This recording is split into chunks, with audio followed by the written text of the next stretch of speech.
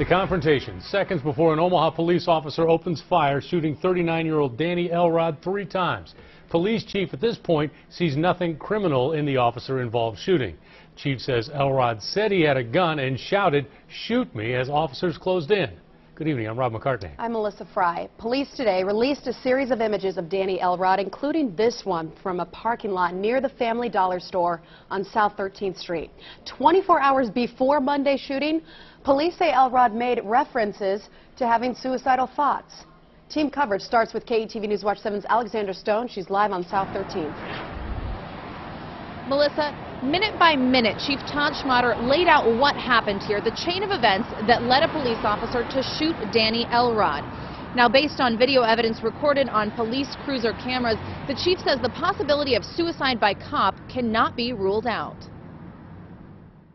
A snapshot from a police cruiser cam shows Danny Elrod's final moments, seconds before Officer Alvin Lugod fired 3 shots. Officer Lugod did warn Elrod, "You're going to get shot." Elrod responded to the officers by saying, "Shoot me, shoot me." Chief Todd Schmatter walks through the chain of events that unfolded early Monday evening. How Danny Elrod grabbed cash from the register of the Family Dollar while 2 other customers waited in line.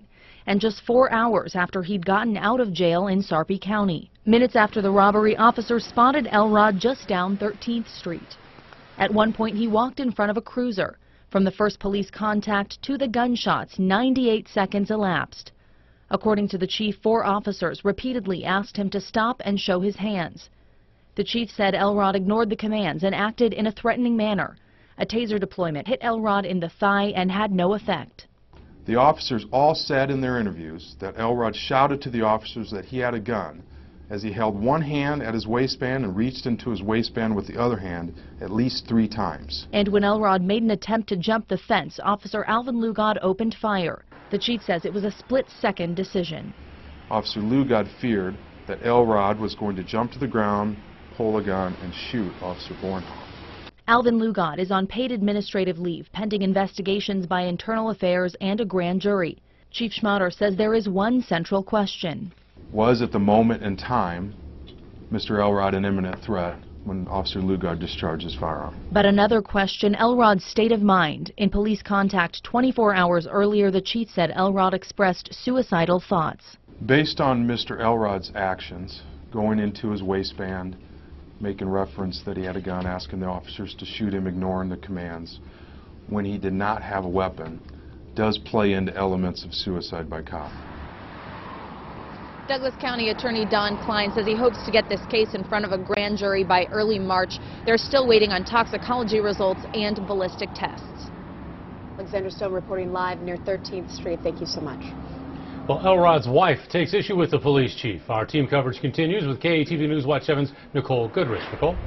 Elrod's wife has told us this week she witnessed the shooting and said her husband had his hands up when the shooting took place. But Chief Schmatter today told us Amanda Elrod was not willing to share anything with the police on the night of the shooting. Her demeanor during this contact can be characterized as uncooperative, and she refused to be interviewed by the detectives.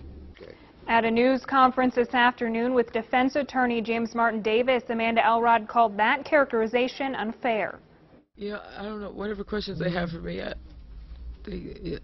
would be fine with, but, you know, I mean, they just shot my husband, like, just 2 days ago, so, I mean, what questions do they have for me? I mean, really, I have questions for them. Elrod's wife has told us this week she witnessed the shooting and said her husband had his hands up when the shooting took place. But Chief Todd Schmatter told us she was not willing to share anything with the police on the night of the shooting. Now, Elrod declined to talk about her husband's mental states or talk about his arrest one day before Monday night's shooting. At 6, Attorney James Martin Davis discusses his view of where the case stands now. Live in the Newsplex, Nicole Goodrich, KETV News Watch 7. Nicole, thank you. Well, the sunshine today is a little misleading.